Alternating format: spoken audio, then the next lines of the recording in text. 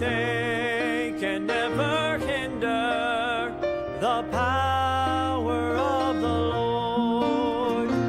He will not be shaken, His truth will never fail.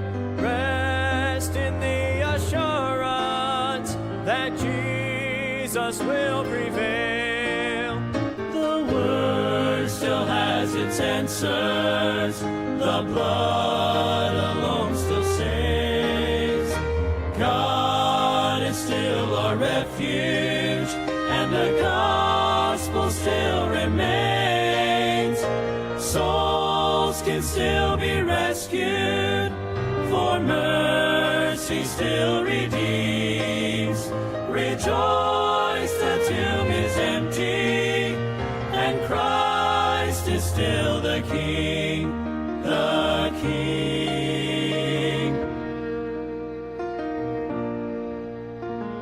Never be discouraged, or let your heart forget.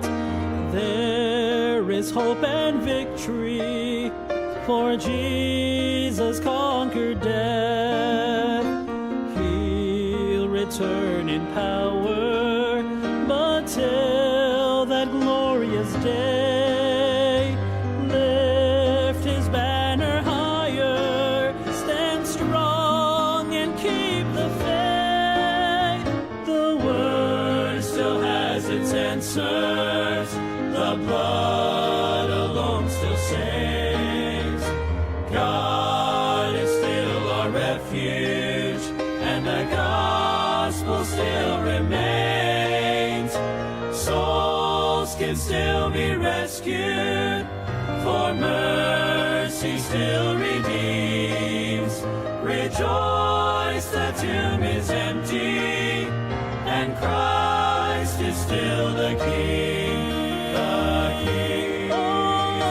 Unchanging and unmoving, sovereign and supreme, our hope and our salvation, we still declare, we still believe.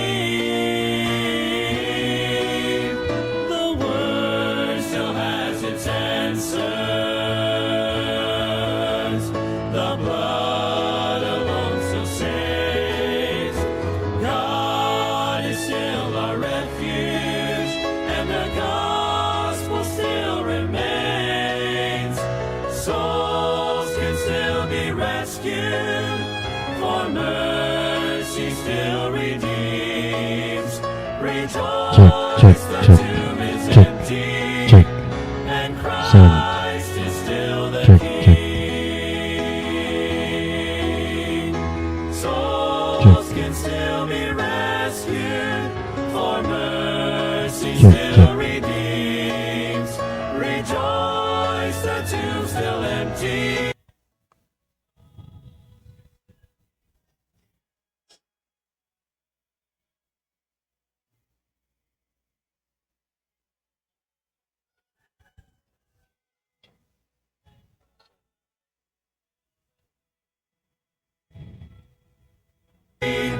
Rejoice, the tomb still empty. Rejoice, the tomb still empty.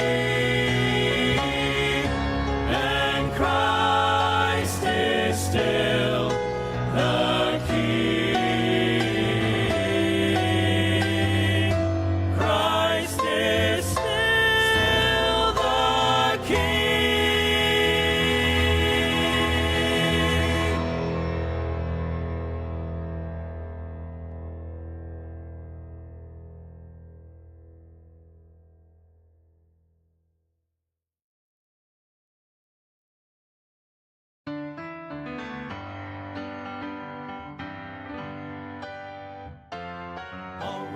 To Timothy, I'm ready to be offered. The time of my departure now is at hand. I have fought a good fight. My course is now finished. A crown now is waiting when before God I stand. There is laid up for me a crown of bright glory. That is why I run this race faithfully. There is reserved for me up in heaven a mansion, that is where I shall live eternally. Peter said, I've got an inheritance waiting. It's incorruptible and fades not away. I am kept by God's power through faith unto salvation. It now is awaiting to be revealed someday. There is laid up for me a crown of bright glory. That is why I must run this race faithfully. There is reserved for me up in heaven a mansion, that is where I shall live eternally. There is laid up for me a crown of bright glory. That is why I must run this race faithfully. There is reserved for me up in heaven a mansion, that is where I shall live eternally. Well, there is reserved for me up in heaven a mansion, that is where I shall live eternally.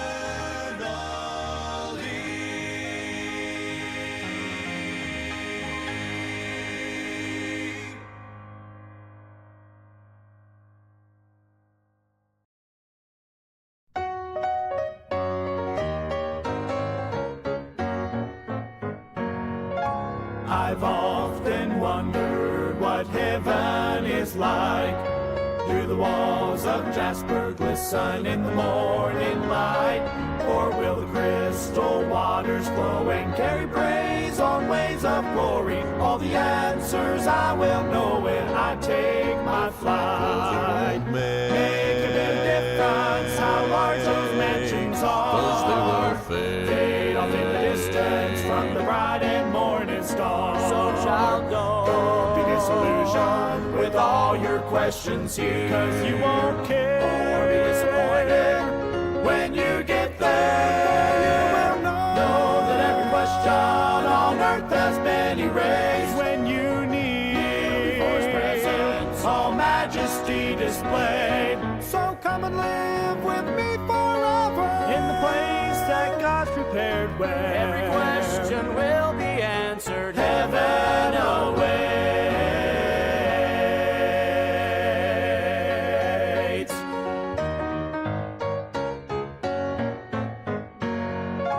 What will heaven's choir be singing when I get home? Will it be a new song never heard here below?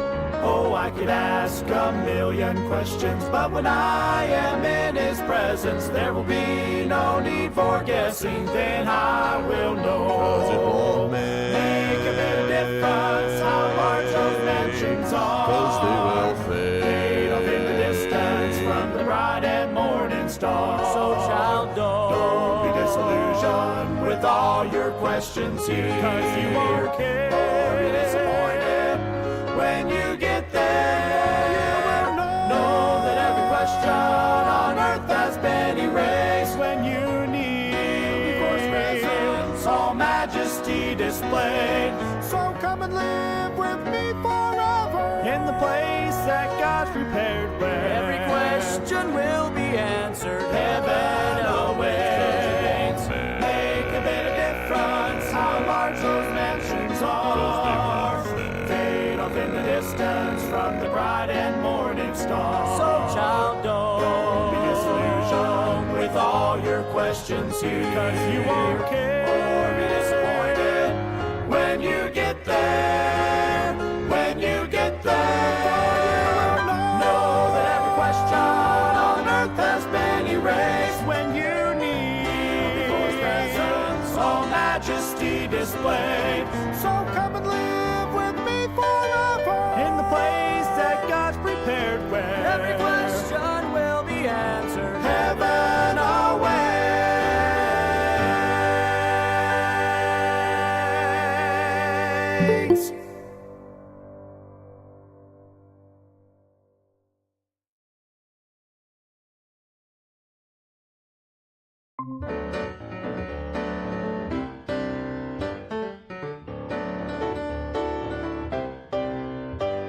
Elijah climbed the mountain, he was feeling down and out.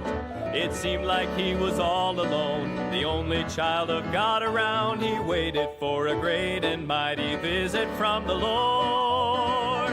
But the wind and the fire and the earthquake didn't speak. It was a gentle whisper that brought him peace. Expect the unexpected when God's about to move. He will meet our every need in ways we wouldn't choose. Be still and know He's in control, His power will come through. Expect the unexpected and watch what God will do. You're holding to the hope that your deliverance will come. It's easy to suppose you know just how the Lord will get it done, but He just might surprise you by the way He brings you out. His time and His will and His plan are never wrong, so trust Him till the answer comes along. Expect the unexpected when God's about to move. He will meet our every need in ways we wouldn't choose. Be still and know He's in control, His power will come through. Expect the unexpected and watch what God will do. Expect the unexpected when God's about to move. He will meet our every need in ways we wouldn't choose. Be still and know He's in control, His power will come through.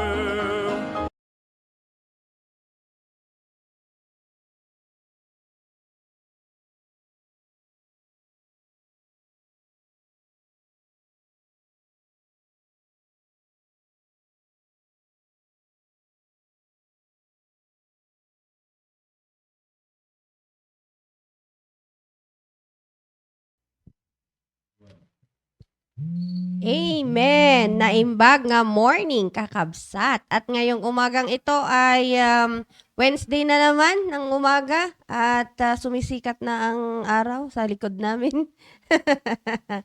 Ayan, pero sa studio ay napakalamig. Ayan, at medyo mahirap bumangon. Pero nakakatuwa pa na ang Panginoon ay yung sinasabi doon sa Lamentations na they are great is thy faithfulness, they are new every morning, 'di ba? So salamat sa Panginoon na maraming napagdaanan si Sheila kagahapon dahil oral exam nila sa PSS. Pero ngayon ay nandito siya kasama natin. Yan. At yan. Iba't iba yung kalagayan namin ngayong tatlo. Pero salamat sa Panginoon dahil sa Word of God, yung pakikinig ay talagang nandito na dinala kami ng Panginoon. At alam ko na ngayong umaga marami tayong matututunan. Kaya sa mga kasamahan po namin na nandyan sa Facebook Live, marami na ba sila? Marami na ba, sir? Yan, kasama yung mga interns. Yan, so kasama natin yung mga interns at ang ilang mga nanay, tatay, at ilang mga kabataan. Di ko alam kung nandyan si Karil. Dahil, ayan, si Karil. Kasi special mention siya kahapon ni Pastor. Kailangan mag-attend ka. Ayan. At of course, ang ating mahal na pastor, good morning po. Sir Ariel, sa Google Meet, good morning po. Amen, amen. Good morning. Magandang umaga sa ating lahat. Naimbag nga agsapa. Kanya tayo amin. And again, welcome to our Wednesday morning devotion. And yes, let's be blessed again with the Word of God. Okay, and ayan yung pinag-usapan pa rin natin is all about knowing Christ as our Lord and only personal Savior. Okay, and ito yung last Wednesday of March kasi ang April 1 is Wednesday ulit next week, no? And wow, grabe, no? 1 week na lang and we're moving towards the 4th month of this year, and it's exciting times. At the same time, it's tough times ahead. Okay, but palagi nating sinasabi, kagaya nung Sunday, 'di ba, is that there is no need supposed to be to worry. That's Okay, right, we sir. need to prepare, we need to do Amen. something, but let's continue to trust and rely on God. Dito masusubok talaga Amen. ang pananampalataya natin at makikita kung sino ang merong Diyos, 'di ba? And kung sino ang nagiging faithful pa rin sa ating Panginoon. And even kahit na kami, no, hindi porke kami yung nagsasalita is that exempted doon sa test na yon. Okay? So more than, 'di ba? More than pa sa ah, atin uh, for to be able to see whether yung test na ito, no, is we can be able to overcome. That's right. All right. So again, ang last meeting, kuhan ko lang ito before tayo mag-pray, is itutuloy ko ito. Gusto kong i-capitalize and i-end itong pinag-usapan natin last week about Christ finished work, no? And what is its implication sa atin ngayon? 'Di ba? So what's the effect or consequence? So what if, 'di ba? Parang Christ has done all of this already sa atin. Okay? And I don't want to miss even sa akin is that when I am doing the outline is that sabi ko, oy, I'm blessed with this, so I need to be able to share it also to others. All right, tayo muna isang daling manalangin. Let's pray. Dakila naming Diyos, maraming salamat sa umagang ito. Thank you, Almighty Father, again sa panibagong araw. Binigyan niyo po para sa amin. Thank you for the good night rest, O Lord. And we pray for humility again as we share and listen to your words this morning. And we thank you so much, O Lord, that we have this program na everyday po is ang una naming mapapakinggan is walang iba ko hindi po ang inyong salita. And we're grateful, O Lord. Give us wisdom for an understanding, O Lord, this morning. Forgive us, O Lord, for our sins. In Jesus' name I pray. Amen. Amen. All right. So, just a very, very quick review, no, doon sa napag-usapan natin last week. It is all about believing in Christ's finished work. And sinasabi natin that Jesus Christ has already done, okay, everything, has completed everything which is necessary for humanity's salvation. Okay, through his life, death, and resurrection. And so we know that Christ as our only Savior by placing faith in what he has already accomplished and not what we are doing or about to do. Okay? And so we've paano mga verses, di ba? If we speak of finished, okay, is that or if we say of Christ's finished work, is that ang sa atin is that kung may nagawa, di ba, is we appreciate Amen. the finished product. Okay? And so ayan, and then salvation is always by grace. Okay, so it is received. It is not earned. It is a salvation, is a gift, okay, to be received, not a reward to be achieved. Okay, so today or this morning is that I'd like to share to everyone ang tawag dito, living in the reality of the finished work. Okay, so ang ibig sabihin nun is that ngayon, di ba, in the present, palagi nating sinasabi na tawag dito, expectation versus reality. Ayan, di ba? So, you expect something and then pagdating, karamihan sa atin yung kanyan, yung Shopee, di ba? Oo, online. Ito yung nasa Shopee, ito yung nasa, anong tawag dito? Image, di ba? Tapos, pag-deliver, naku, iba naman. Ang dami kong nakikitang mga ganun, tawa ko ng tawa kagaya ng cabinet, akala niyo yung cabinet. Tapos pagdating cabinet, parang 2 inches lang na cabinet. Ay sus! So, kasi laki ng lang ganito. Eh, paano mo ilalagay yung mga damit mo doon? Madaming mga ganyan. Hindi mas lalo yung nag-order ng Nag-order ng cellphone, tapos bato ang, parang di ako naniniwala, kanya lang, parang totoo eh. Okay, tapos pagdating, yung bato naman ang doon.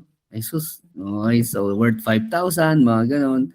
Oo, kaya ako, pag mag-order ako sa mga ganon, mga 200, 150, mga ganon. Oo.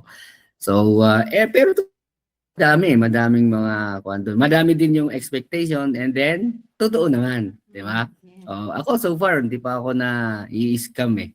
Okay, sa mga ganyan. So, ang kinukuha ko is itong mga ballpen ko kasi ang mura, parang 5 pesos lang yata yung isa, mga ganon. Yung necktie ko is madami ako mga nakikita doon, no, na 400, 600 yung doon sa mall, mga ganon. 500, tapos dito 150, mga ganon. Meron pang 55, mga ganyan. Kaya hindi sila naniniwala sa office. Ang ganda naman ng necktie niyo, sir. Saan nyo nabili yan? Ay, online lang to. 50 pesos.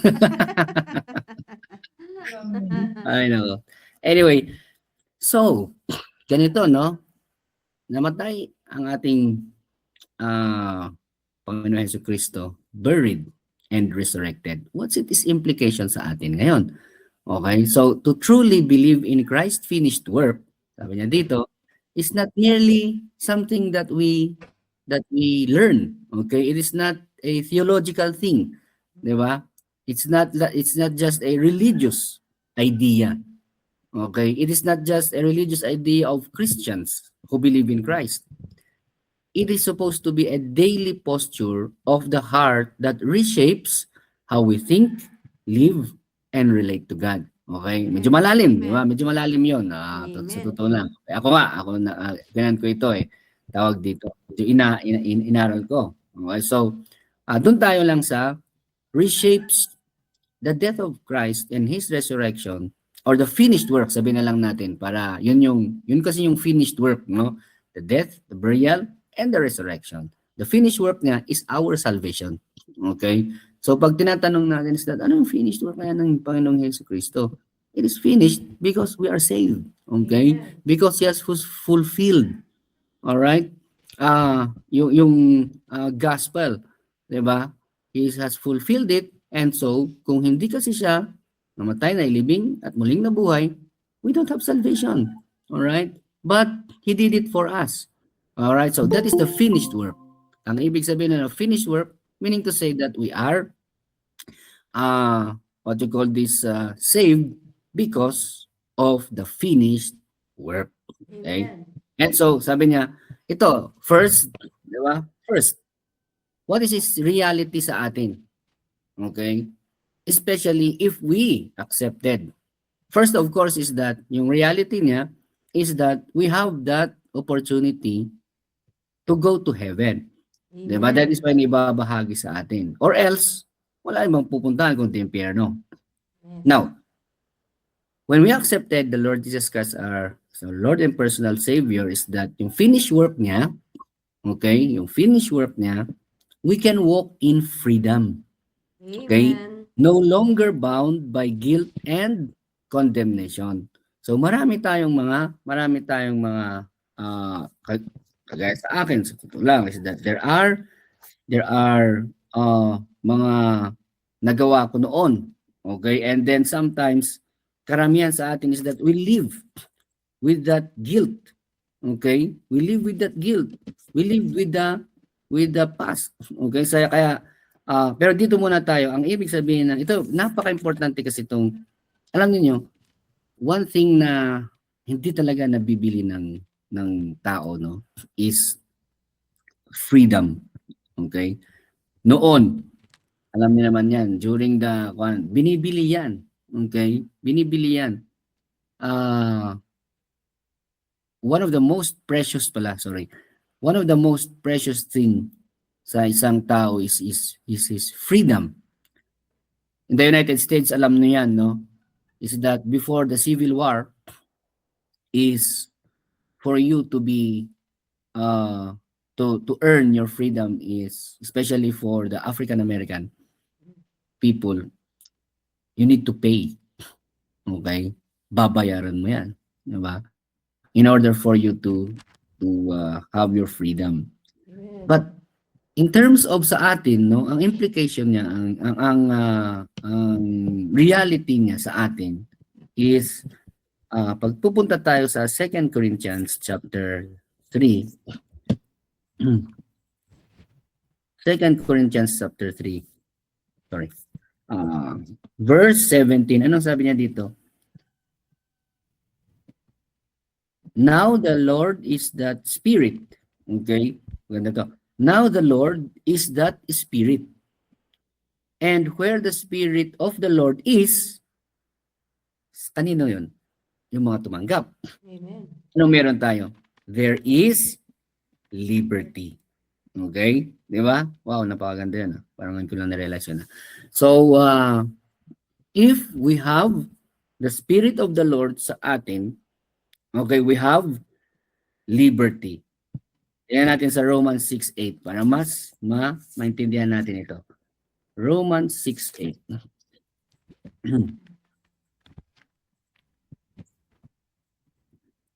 Sabi niya, is that now, if we be dead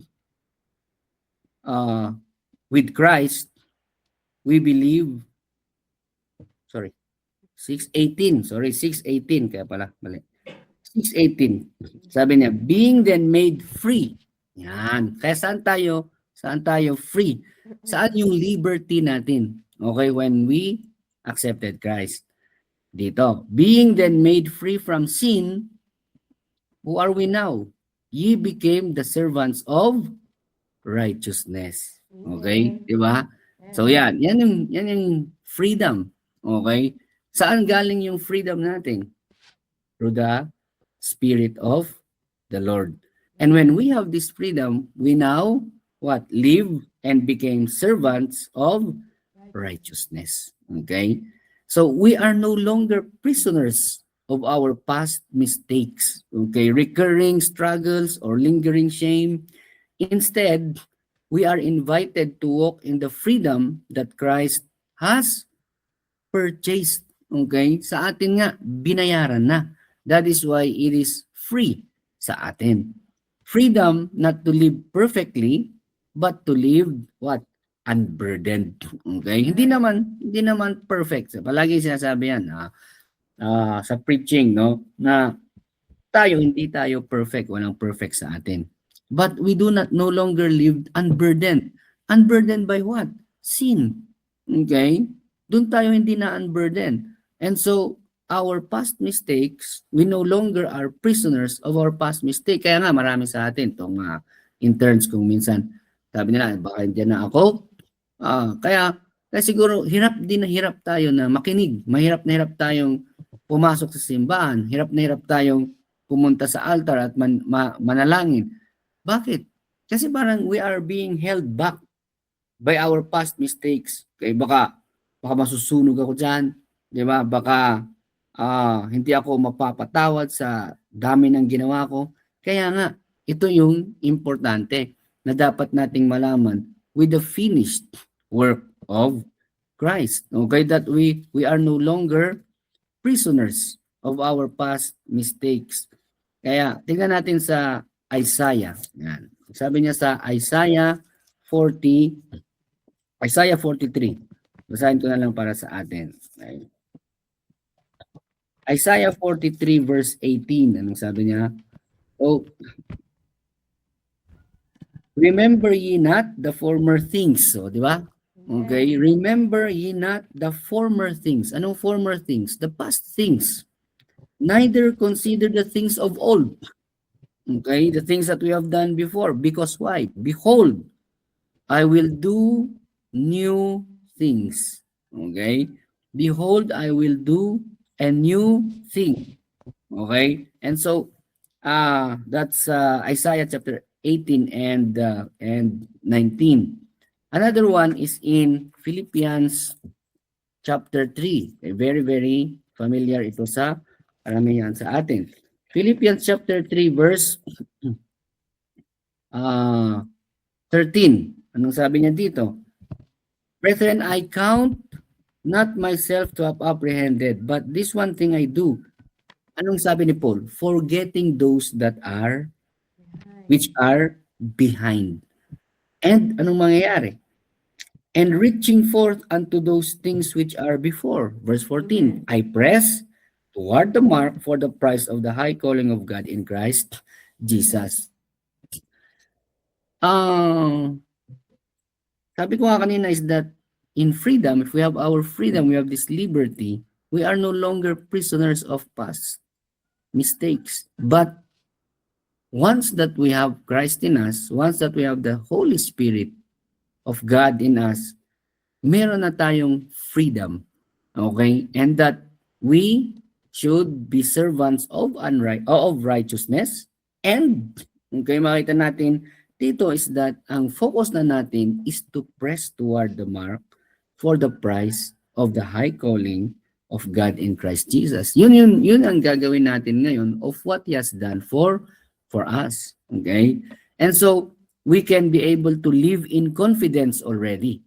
Okay? Believing in the finished work produces a quiet but powerful confidence, not in ourselves already, but in Christ. Anong sabi niya sa Philippians 4:13? I can do all things through Christ which strengthens me.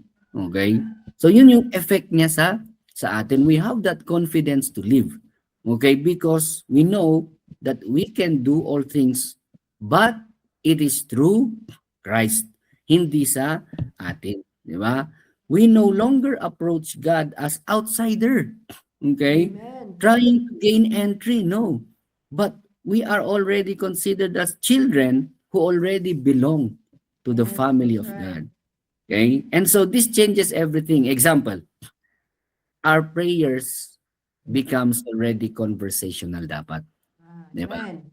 It is no longer negotiation. Okay, you Amen. don't bargain. Diba? We don't bargain with God. Diba? Gawin mo ito para gawin ko ito. No. It's like conversing already. Diba? Amen. Parang normal conversation with Christ. Normal conversation with God, no? So, our worship also, ang pananampalataya natin, our praises will become genuine. Okay? Not performance driven, di ba? Ibig sabihin is that it is true. It is realistic. It is by the heart. It is through the heart. Okay? It is not through attendance. It is not for show. It is not performance. Okay? Driven. Diba? And so we have genuine understanding of worship already.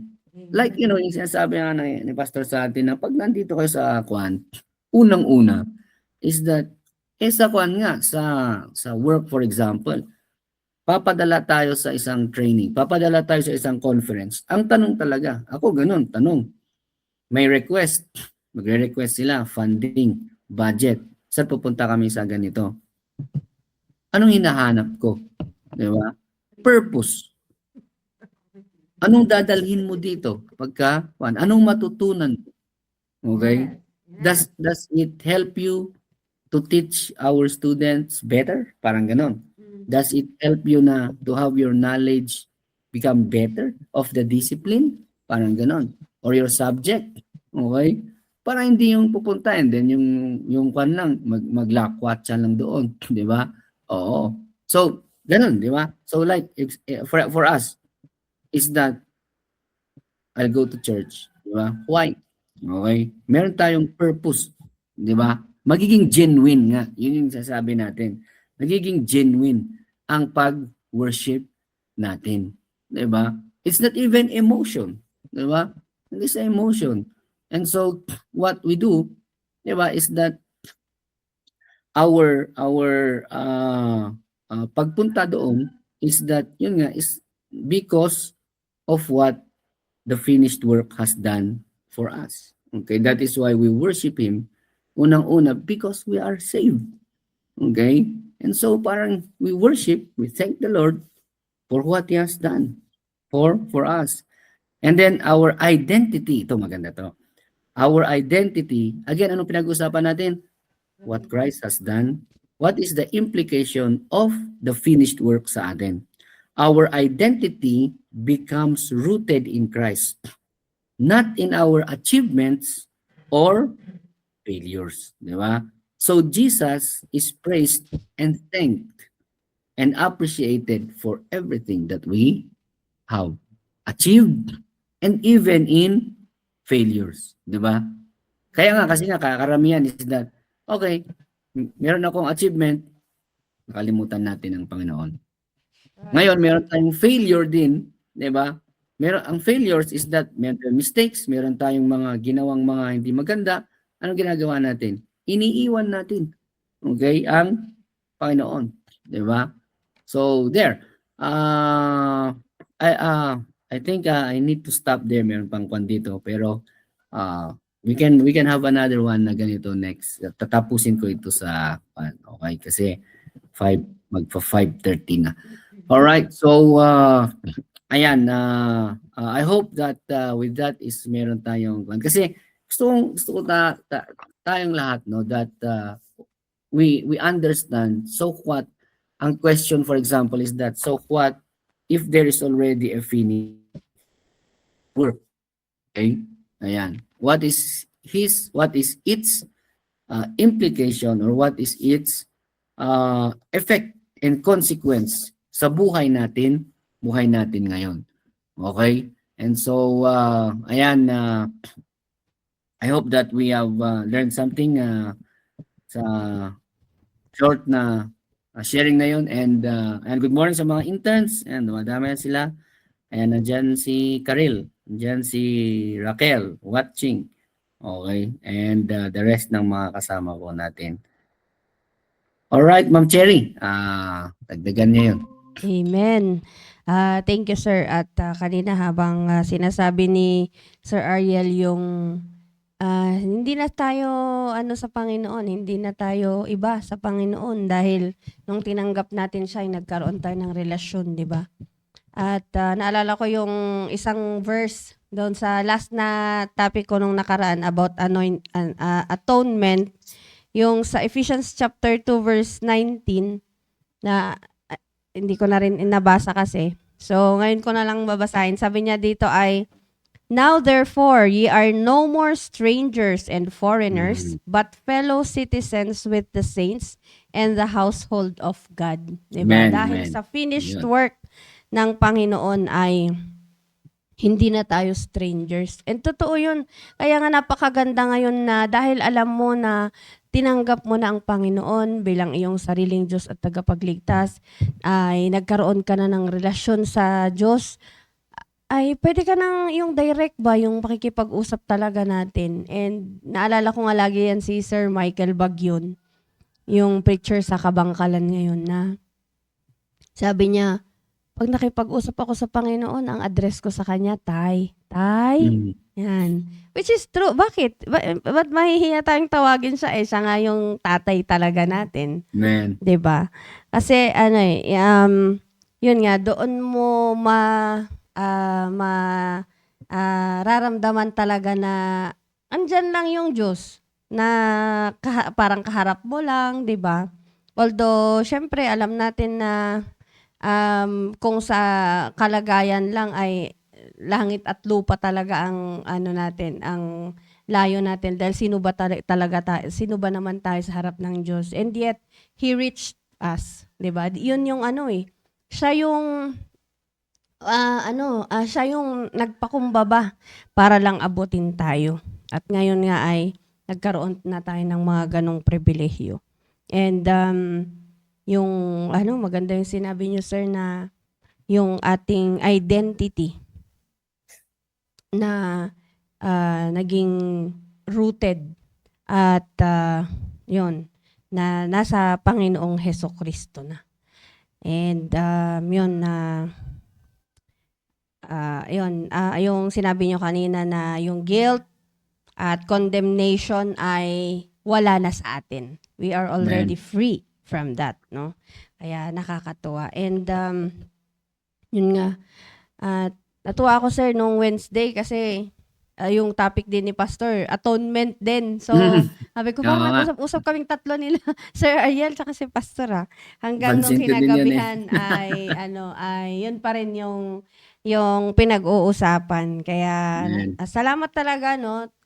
knowing Christ, ang dami talaga nating pamamaraan para lalo natin siyang makilala.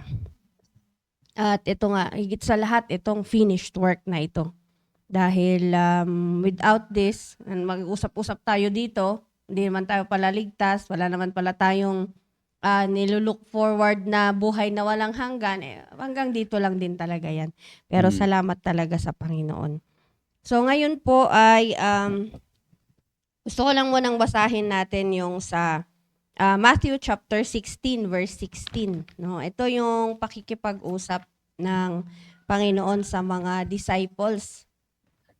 Yan. Na kung saan ay tinatanong niya sila, sino ba ako sa paningin ninyo? And yan, dito sa Matthew chapter 16, verse 16. Dito muna sa 13 kasi, yan, sinabi ng Panginoon, when Jesus came into the coast of Caesarea Philippi, he asked his disciples, saying, whom do men say that I, the Son of Man, am? Ano ba yung mga naririnig ninyo na mga sinasabi nila sa akin? 'Di ba? And then sa verse 15,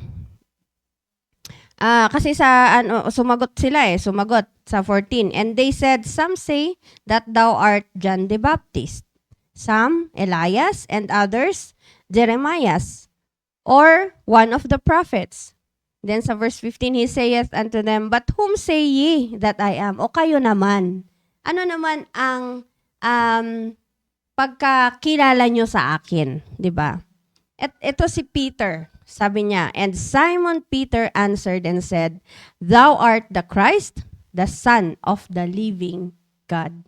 Yun. So, makita talaga natin na knowing Christ ay maganda ring makita natin yung buhay ng mga disciples.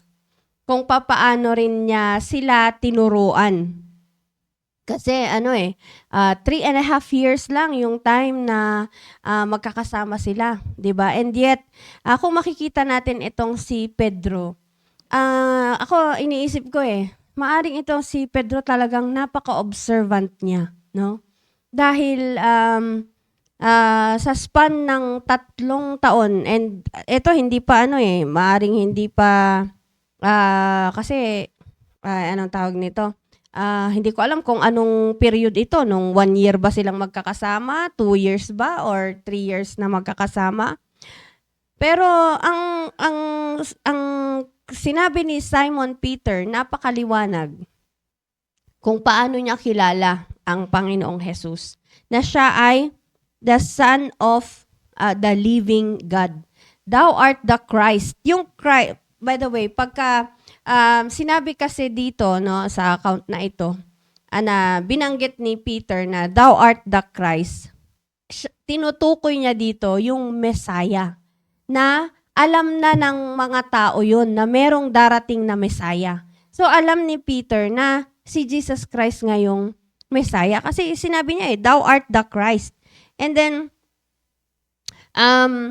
siya yung nung Old Testament, yun nga yung nabanggit ko noon doon sa lesson natin last time, na they are already looking forward na doon sa Messiah na darating. So, ito yung pagkakasabi niya. And Simon Peter answered and said, thou art the Christ, the Son of the living God. At ito yung maganda yung nasabi niya, the Son of the living God, 'di ba? Kaya talagang tinumbok niya talaga kung ano ba talaga itong pagkakakilala niya sa Panginoong Hesus. Kaya tingnan natin yung sagot ng Panginoong Hesus sa kanya sa verse 17. And Jesus answered and said unto him, blessed art thou, Simon Bar-Jonah, for flesh and blood hath not revealed it unto thee, but my Father which is in heaven. So makita talaga natin na ang pagkakilala natin sa Panginoon, hindi dahil matalino, no? Hindi dahil nadami-dami ng nabasang libro sa labas, hindi dahil magaling sa math, hindi dahil magaling sa science or kung ano-ano pa, kundi ang Panginoon talaga yung magre-reveal. no? Amen. Ano lang ang gagawin mo? Magtiwala ka. Tignan, you make yourself available to God. You make yourself submitted doon sa mga ginagawa ng Panginoon and magpapakilala siya sa'yo. Kasi, yun nga yung lagi kong sinasabi sa magkaibigan, hindi naman basta pinakilala lang, hello, Sheila May, ako si Cherry. And then parang alam na natin lahat, di ba? Paano natin makikilala? The more na nagsasama, the more na nag-uusap, ganyan. Kaya tayo din, bilang isang Kristiyano, kagaya ni Peter, maaaring every time na magkasama sila, yan, nare-reveal lang Panginoon sa kanya, sino itong kasama nila. Kaya siya, yung nakapagsabi kung sino talaga, kung yung tumpak talaga yung sagot niya doon sa tanong ng Panginoong Hesukristo na, but whom say ye that I am? O, di ba? Sino naman ako sa palagay ninyo? Yan. And actually, itong account na ito ay meron din sa Mark chapter 8 verse 29, pareho lang. Pero ang gusto kong makita natin dito, na kung si Peter ay totoong kilala na nga niya ang Panginoon. Kilalang kilala niya na at alam naman natin na dumating din siya sa point na ipinagkanulo din niya si Kristo, di ba? Na sabi nga ay hindi niya pinagkanulo, idininay niya si Kristo during the time na siya ay pinaparusahan na, nung siya ay pinapako na sa krus, dininay niya na si Kristo. Pero alam niya na si Kristo yung Christ, alam niya na siya yung Son of the Living God. Sometimes, magkakaroon din tayo ng ganyang kalagayan, ano. Pero ang kagandahan kay Pedro, dito sa kanyang pagkakilala sa Panginoon. Bagamat nangyari yon, and then 'di ba dumating yung point na I go fishing, sabi na lang niya. Sige, syempre hindi na nila alam kung ano nang nangyari sa Panginoong Jesus after ng kanyang pagkalibing. So, yon, nag-fishing siya and then sumama pa sa kanya yung mga kasama niya. Pero makita natin dito na kung totoo yung pagkakilala natin sa Panginoon, kung totoong alam natin yung Diyos, siya din mismo, hindi niya tayo papabayaan na ganun na lang, di ba? Kaya nga, doon sa Isaiah, by words will not return to me void. Hindi pwede na babalik sa akin ang salita ko na void. Kaya nga si Pedro, dahil na-feed siya na-feed ng salita ng Diyos, hindi pa rin pinabayaan ng Panginoon na ganun na lang. O sige, dahil dininay mo ako, sige, diyan ka na lang, sa fishing ka na lang, bumalik ka sa pangingisda. Pero bakit dumating sa point, doon sa John chapter 21, na bumalik ang Panginoon at na-reinstate yung kanyang apostleship? Ibig sabihin ay, kung i-dininay man niya ang Panginoon, maaring feeling niya ay hiwalay na sila ng Panginoon. Ang term ng mga kabataan dyan ngayon ay friendship over. F-O. Nalalaman ko ito sa mga disciples ko, sir. Ang dami nilang mga terms na hindi ko naiintindihan. Ayan. So, friendship over na sila. Pero ito po, dumating sa point na after ng resurrection ng Panginoong Jesus, nagpakita siya sa kanila while they were fishing. 'Di ba? At ito yung time na nagtanong ang Panginoong Jesus. So, sige. So, simulan ko na lang dito sa more on Bible reading na lang po tayo. Ayan. So, sabi niya dito sa verse 3 muna, sa chapter 21 ng John. Sabi niya dito, Simon Peter saith unto them, I go fishing. They say unto him, we also go with thee. Yan. So, sumama na nga sila. Then verse 5, then Jesus saith unto them, children, have ye any meat? They answered him, no. Ayan. So, and he said unto them, cast the net on the right side of the ship, and ye shall find. So, biglang dumating at hindi nila nakilala na ang Panginoong Jesus ang kausap nila. Meron ba kayong nahuli? Sabi nila, wala nga eh. And then, si Jesus Christ, tinuro niya kung saan niya pinadala yung mga fish. Sabi niya, actually, inipong ko lang sila dyan sa tabi. Diba? So, ngayon, Andon, and then sabi niya, therefore the disciples whom Jesus loved saith unto Peter, it is the Lord. Now when Simon Peter heard that it was the Lord, he girt his fisher's coat unto him, and did cast himself into the sea. Ayon. And the other disciples came in a little ship, dragging the net with fishes. As soon then as they were come to land, they saw a fire of coals there, and fish laid thereon, and bread. Jesus saith unto them, bring of the fish which ye have now caught. Simon Peter went up and drew the net to land full of great fishes, 153. Yan, bilang na bilang ano. And for all there were so many, yet was not the net broken. At naalala ko dito sa preaching ni Pastor, sabi niya, milagro ito eh. Sa dami nun, hindi na break yung net, di ba? Jesus saith unto them, come and dine. And none of the disciples durst ask him, who art thou? Knowing that it was the Lord. Yan. Jesus then cometh and taketh bread and giveth them, and the fish likewise. So, baba po tayo dito sa verse 15. Sabi niya dito, so then, when they had dined, Jesus saith to Simon Peter, Simon, son of Jonas, lovest thou me more than this? Yan. So, nag-uusap-usap na sila, at ang ina-address niya ay si Pedro, no? Mapansin natin dito na si Pedro yung kausap niya. So, maaring yan, pinapakita ng Panginoon, ang dami yung nag-gather na fishes. Eto ngayon, kumakain tayo, parang party-party lang, di ba? Pero sabi niya, Pedro, mas mahal mo ba ako kaysa lahat itong mga ito? And then, anong sinasagot ni Peter? He saith unto him, yea, Lord, thou knowest that I love thee. He saith unto him, feed my lambs. Wala na siyang question, dininay mo nga ako eh. Di ba wala tayong nakikita dito na ganun ang Panginoon?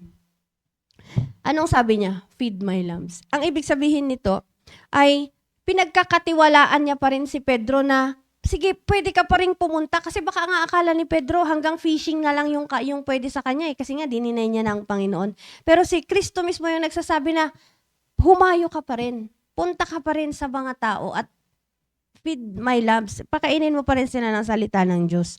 3 beses niya itong sinabi na ganun. Kaya nga nakakatuwa na, makita natin dito mula dun sa account sa Matthew na si Pedro ay totoong sinagot niya si Kristo na, thou art the Christ, the Son of the living God. And then, dumating din siya sa point na nanghina siya sa kanyang pagiging Kristiyano, pero ang Panginoon hindi siya tumitigil na ibalik siya sa kalagayan niya bilang isang preacher. At kung makikita natin sa Day of Pentecost, after this ay syempre bumalik ng Panginoon sa langit. Sila na lang yung nasa lupa, of course, na nagpipreach.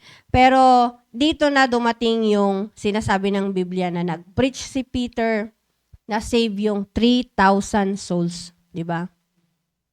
At hindi yun dahil lang kay Pedro. Kasi kung kay Pedro lang, i-deny lang niya ang Panginoon. Kung si Pedro lang, mag-fishing lang siya. Pero dahil nga sa power ng Panginoon, dahil sa ginawa ng Diyos sa buhay niya, it has become possible na nakapag-preach siya sa 3,000 souls. At hindi lang yun, kundi sabi ng Biblia, and on the same day, they were added unto them 3,000 souls. Added. Nabaptize sila, na-add sila sa congregation. Diba? So, maaring sa atin, maaring sinasabi natin, mahirap na kasi yung panahon ngayon. Pero alam niyo po, totoo yun na kung gaano natin kakilala. Kasi itong buong buwan na ito, pinag-usapan talaga natin yan eh, di ba? Yung kung paano talaga natin makilala ang Panginoong, actually January, February, March, na pinag-usapan natin gaano natin kakilala ang Panginoon, lahat ng hirap ng Panginoon, yung power ng Panginoon, yung mga transformed lives, mga marami tayong napag-usapang mga tao na noong nakilala nila ang Panginoon ay na-transform yung kanilang buhay. Pero minsan dumarating tayo sa panghihina. Pero ngayon, ang gusto ng Panginoon para sa atin, just to go on. Go on. Maglingkod tayo sa Panginoon. At hindi naman sa pamamagitan pa rin ng power natin. Kung sa ating salvation umasa tayo sa Kanya, ay sa atin ding pagpapatuloy. Dapat sa Kanya rin tayo aasa. Dahil kung totoong kilala natin ang Panginoon, yun nga yung sabi ni Sir Ayale, na finished work na, ano pa ang hahanapin natin doon? Tinapos niya na nga lahat Ipinakita niya na yung kanyang lahat ng pagmamahal, yung lahat ng kanyang power. Hindi pa ba tayo magtitiwala doon? Of course, dumarating yung kahinaan natin. O ngayon, kung halimbawa at ikaw na nandyan ka sa point ng buhay mo na parang ako ngayon, backslidden heart kasi ang tawag natin di ba? Or nanghihina ako ngayon spiritually. O di ba, bakit hindi tayo lumapit ngayon, di ba? There is always a chance. At ang Diyos, hindi siya nagsasara ng pintuan. He is always open for second chances. Yun nga yung sabi ni Sir Ariel kanina, pwede ka pa rin naman makipag-usap sa kanya Pwede ka pa rin lumapit sa kanya. Kasi nga, natanggal na yung harang natin. At ang Panginoon ay as close as can be. Nandyan na yan siya sa atin. At always available yan. Tumawag lang tayo. Minsan tayo lang kasi yung lumalayo diba? Pero yung Diyos, nandyan lang siya lagi. So now that we have known God, yun nga, sa lahat ng mga natutunan natin, ano lang ang gagawin natin? Tayo, lumapit tayo sa Panginoon. Kagaya ni David, di ba? Sabi niya na, restore unto me the joy of thy salvation and renew a right spirit within me. Or I think sa King James, and renew a free spirit within me. Ayan. So, yun. At maraming salamat po, sir. Amen, amen. Ganda yung last one hindi ako nakapunta doon pero kalagay dito yun sa Psalm 51 verse 1 to 4 yung sinabi ni Ma'am Cherry that anong tawag dito? Yung sinasabi niya kanina that regardless kung ano yung nakuha natin noon, still, di ba? Look at David. He is a king and he humbled himself and then ask forgiveness and then ask the Lord to renew his spirit and to kilala na natin di ba? Kilala na natin ang we can be able to return to God quickly when we fail, like King David na and so maganda yung binasa din ni Cherry about the disciples, apostles, especially si Peter. Okay? Kung ganun din ang tanong ng Panginoon sa atin, di ba? Do we have the same answer like Peter? Okay? Di ba? Na mahal ba natin ng Panginoon and then can we confidently say yes? It is supposed to be, di ba? Dapat lang. Okay? Dapat lang. Because nga of the finished work, sino man hindi matutuwa doon? Sa totoo lang. Okay? Alright. So, thank you, Ma'am Cherry. And ayan, dyan tayo sa dalawang dalagita. Okay. By the way, maraming salamat sa mga interns na naging very participative. Okay, noong Sunday. I hope that pare-parehas tayo na bless and sa pag-facilitate din ng ating mga kasama dyan sa church, no? And ayan, it's something na hindi part of our lives already. Okay, we hope that may mga ganyan ulit na mga pan natin. And isa lang ang purpose natin dyan, to know more about Christ. Okay? Diba? Alright, so sige, sinong mauna dyan? Sinong una noon? Sige, si Rhea.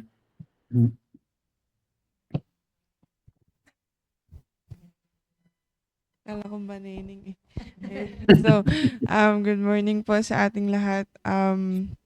Ayun nga po, sa pagpapatuloy po ng mga lessons, ayan, sabi ni Sir Ariel kanina, ito na yung last na week of ng March. Ayan.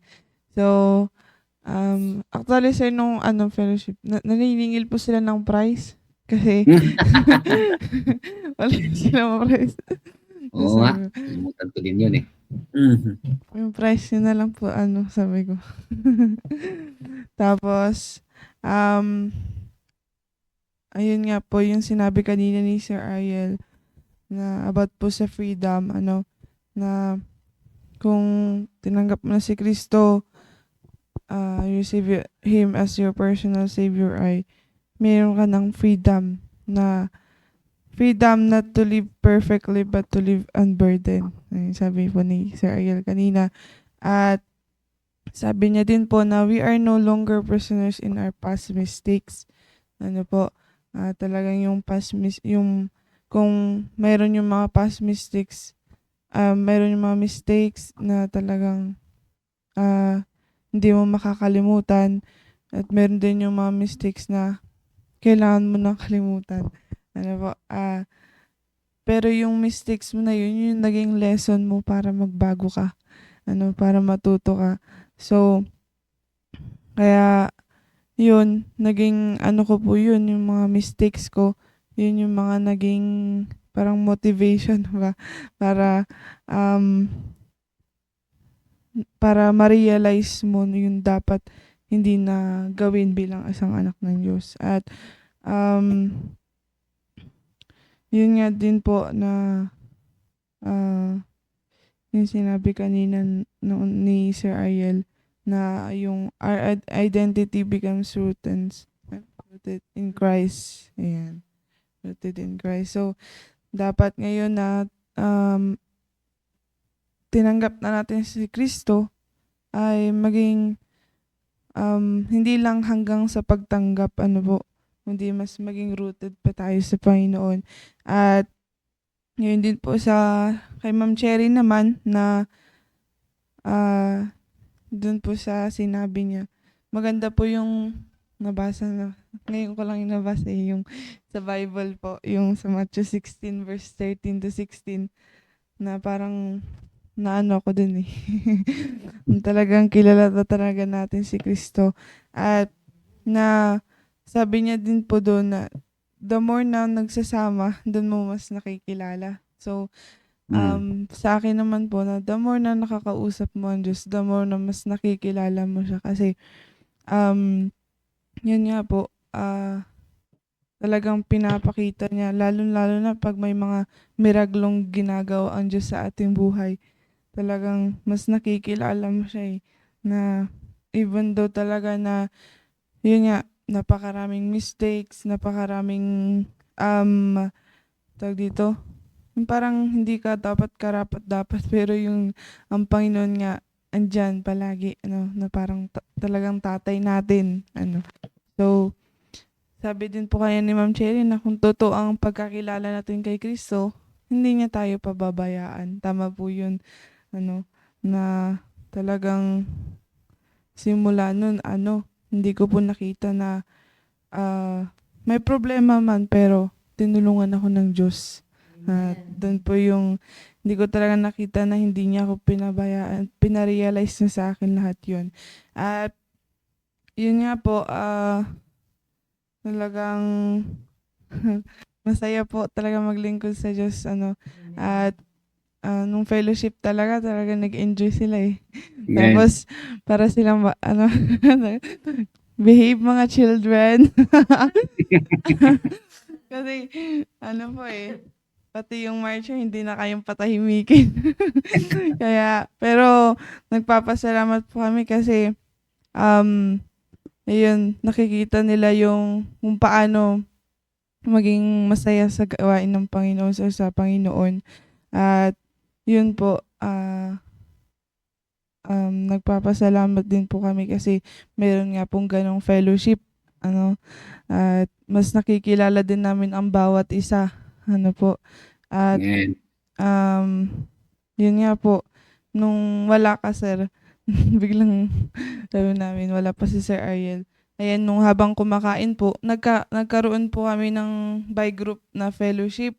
Ano Mm. dun po sa grupo ko po ay nagkakaroon yung parang tell me about your truth and lie, sabi niya.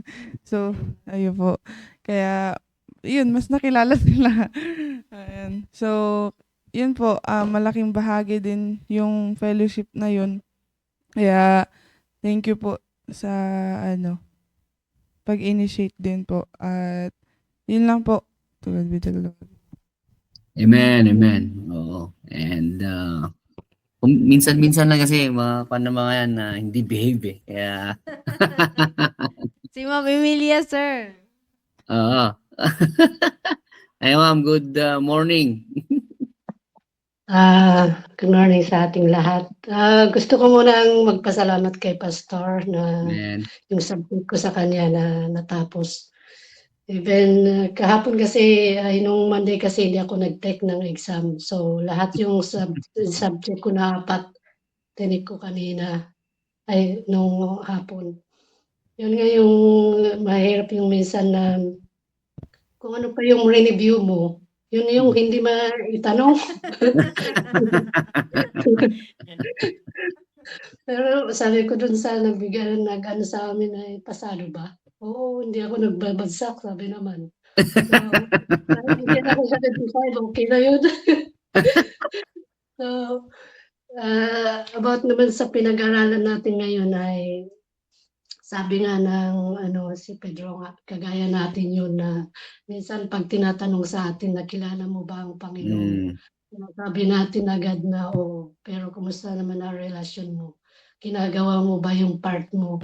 'Di ba minsan hindi natin ginagawa, minsan dami nating reason. Pero, dahil po sa salita niya ay naiga-guide tayo.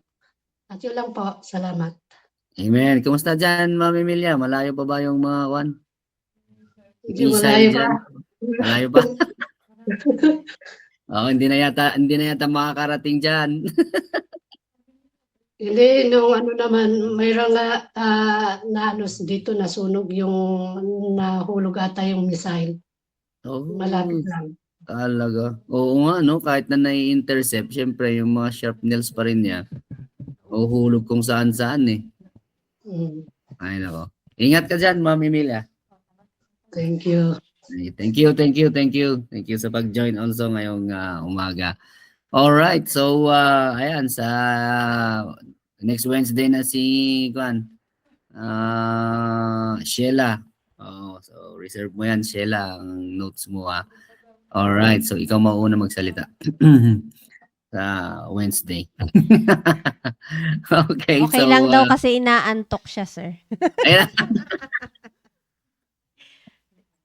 Ano ba yan? Alright, so I hope that we're blessed again this morning sa mga narinig natin, and I know that ayan, nag-start ng mag-leave itong mga interns. I think na mag-duty na sila, punta na sila sa yung mga iba. Sa totoo lang, is habang pupunta sa nila kasi dapat mga 6, 6:30 nandun na sila sa and I think pahirapan na talaga ang pag sakay, no? Dahil yun nga, kukunti na lang yung mga jeep na nagbibiyahe. Si Banayang nga daw kagabi, talaga 1 hour 30 minutes. 2 hours na naghintay ng jeep na Oo. Anyway, sabi ko nga is that lakarin mo tamang-tama pagka from Baguio, from town hanggang pababa naman eh. Di ba? From town hanggang dyan. Tama. Oh, reduce ka na ng 5 kilos. Oh, di ba? Oo. Tapos wag kang kumain pagka nandiyan ka kasi baka gutom na gutom ka, binawi mo din lang, 'di ba? -5 plus 10. Okay lang kasi busog naman daw siya kahapon. Yun nga eh.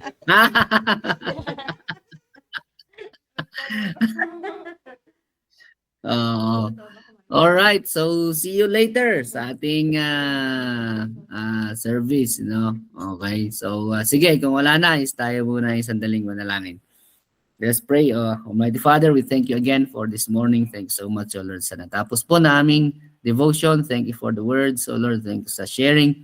And we pray, O Lord, for today, for our safety hanggang sa pag-attend po namin ng aming midweek service. Keep safe also si Ma'am Emilia, Almighty Father, especially sa kanyang place.